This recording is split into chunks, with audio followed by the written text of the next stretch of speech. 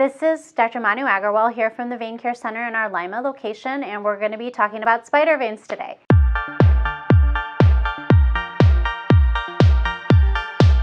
So there are two main ways to treat spider veins. One is laser treatments and one is sclerotherapy. And both of those treatments can be done as an outpatient, meaning there's no downtime with these treatments. They're both spaced out about every 4 to 6 weeks. They're kind of a lunchtime procedure, and we can use them separately or we can combine the treatments.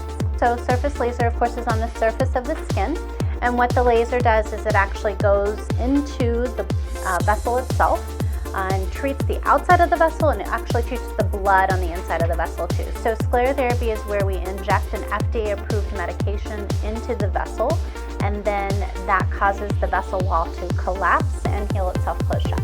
Typically, patients do get complete resolution, if not 98 to 99% resolution of their vessels. There are definitely areas that are completely gone.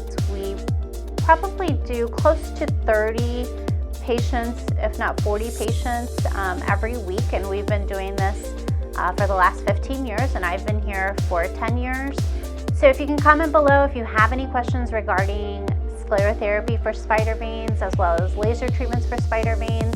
We would love to answer those questions for you. If you've had the treatment, whether it's been here or elsewhere in the area or even in the world, we'd love to hear your experiences as well as your concerns or questions and try to answer those for you as well.